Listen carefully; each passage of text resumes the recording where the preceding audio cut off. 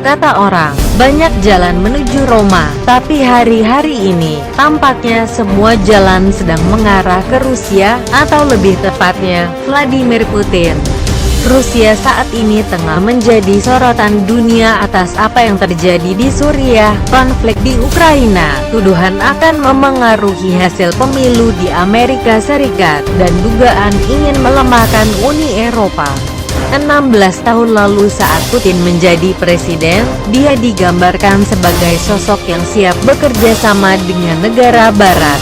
Presiden Bill Clinton bahkan menyebut dia sosok yang cerdas dan pria dengan potensi luar biasa. Namun seiring berjalannya waktu, tampaknya semua harapan itu justru bertolak belakang dengan kenyataan sebenarnya. Putin kini dianggap sebagai pemimpin yang semakin berkuasa di mata negara barat.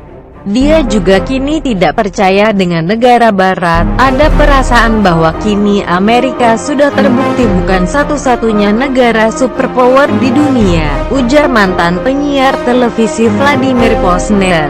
Seperti dilansir Rabu, 5/10. Jika Rusia tidak terjebak oleh apa yang diinginkan Amerika, maka mereka akan membayar harga cukup mahal. Semakin meluasnya pengaruh NATO dipandang oleh Rusia sebagai sebuah ancaman yang nyata.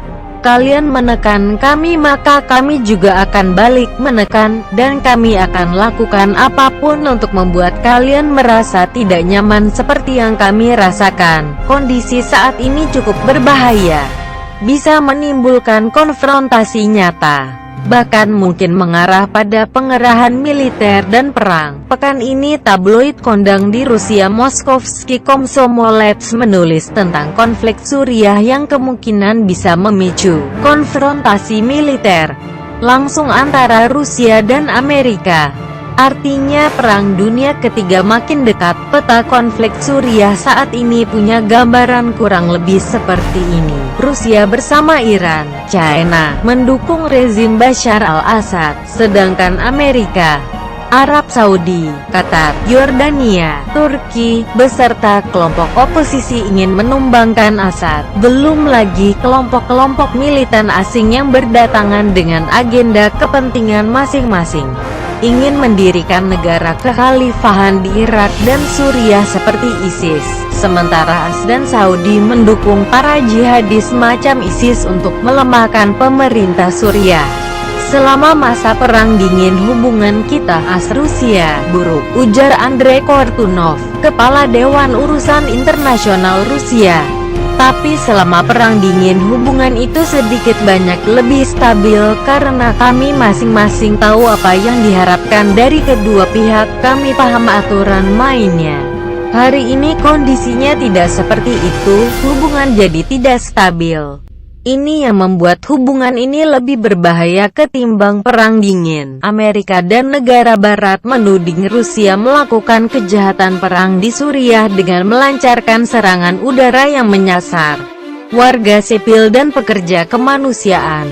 Moskow selalu menyangkal tuduhan itu dengan mengatakan mereka menyerang teroris dan pemberontak. 2 pekan lalu Rusia berang lantaran serangan udara AS dan sekutunya di Deir ez-Zor, Suriah, menewaskan 62 tentara Suriah. AS mengatakan serangan di masa genjatan senjata itu sebetulnya ditujukan kepada para militan ISIS, tetapi ternyata salah sasaran. Memang terdengar konyol dan mengada-ada.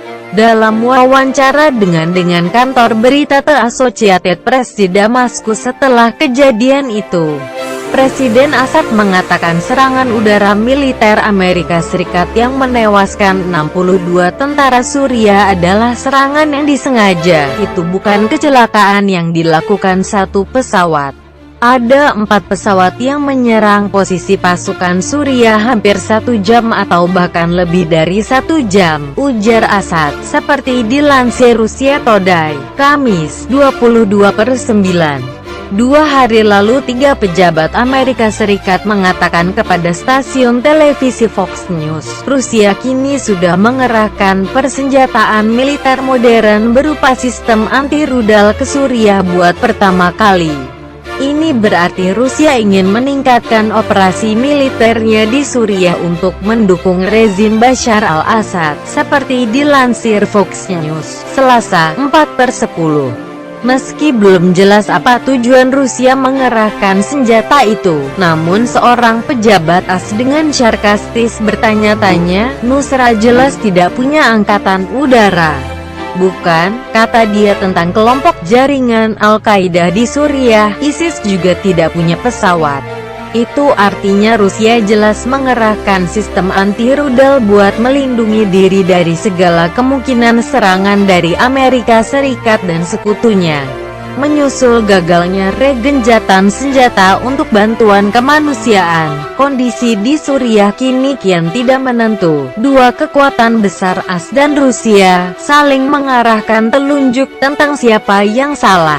Jika kondisi ini berlarut-larut tanpa solusi, bukan tidak mungkin Perang Dunia Ketiga memang sudah dekat.